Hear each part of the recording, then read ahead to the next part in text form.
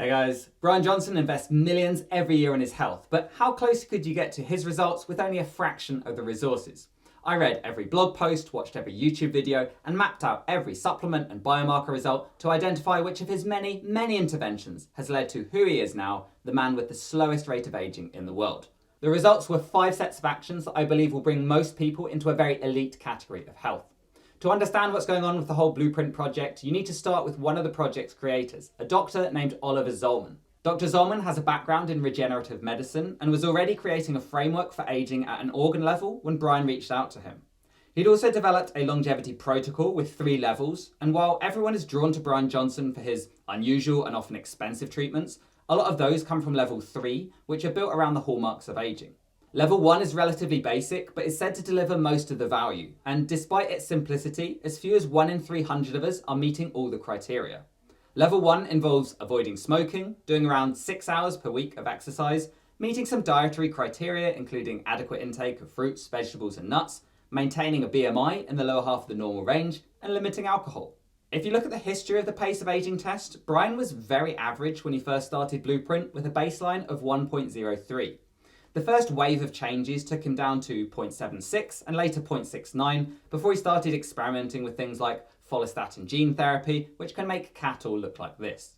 You could think of this as a foundation on which to build your level 2 and 3 protocols, so there's no point taking NMN and sitting in an infrared sauna if you haven't established a regular exercise routine and a relatively healthy diet. Bryan read Matthew Walker's Why We Sleep in 2018 and implemented some basic sleep hygiene, which he continues to this day. That includes blacked out windows, blue light blocking glasses, a consistent bedtime, and having his last meal at least 3 hours before bed, something he later extended to a full 9 hours to get the absolute best results. I'm not asking you to stop eating at midday or to never stay up late, but giving sleep the attention it deserves and implementing some of these protocols to your evening routine could make a dramatic improvement to your quality and duration of sleep. As an example, there's emerging research on the value of a consistent bedtime. Bryan says to pick a time and treat it like it's your job to be in bed at that time. Personally, I found this to be very beneficial. The summer of 2019 was one of his pivotal moments, firing Evening Bryan. He explains that there are many versions of ourselves, and the one he called Evening Bryan, representing his decision-making from when he finishes work to when he goes to sleep, was negatively impacting the other Bryans through his actions. He therefore chose to automate those actions, which included when to go to bed and when to eat. The general idea here is to have your motivated self take actions that keep your unmotivated self on track. What situations or times of day are your actions not aligned with your long-term goals, and what can be done to mitigate that? The goal is either to make it easier to stick to good habits or harder for your bad habits to sneak in. As an example, I've asked my wife to hide her junk food from me because if it's not in the cupboard every day staring at me, I'm far less likely to eat it, so I'm making a bad habit harder to do. That same year, Bryan started taking consistent measurements, which he later included as part of a quarterly evaluation. Here, he is measuring something, making changes to his routine, and then measuring again to see the impact of those changes. This quote sums him up really nicely and is very much the underlying theme of his entire Blueprint endeavour. The most important thing I learned was that my ability to improve myself was tightly associated with the quality of measurements at my disposal. What that might look like for you might not be quite as comprehensive as Blueprint, but you can still be your own experiment. As the saying goes, what gets measured gets managed. Get into the habit of tracking your health markers on a regular basis, even if it's only an annual checkup, but don't stop there. Make a deliberate change to your lifestyle that you think will improve those markers and commit to doing it until your next measurement.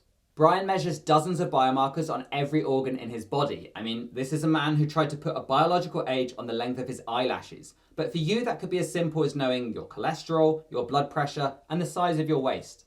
Even if you did follow Bryan's routine perfectly, you wouldn't necessarily get Bryan's results. A lot of what he does is specific to him. He has bruxism, which is the medical term for grinding your teeth, hearing loss from firing guns, thyroid issues, and a narrow jugular vein that puts him at an increased risk of stroke. A lot of those supplements he takes are actually to counteract the restrictive number of calories he allows himself every day. We all have our own family histories and have followed a lifestyle that has led us up to this point in time. Understanding what's likely to limit your future health is essential if you want to find out what works best for you.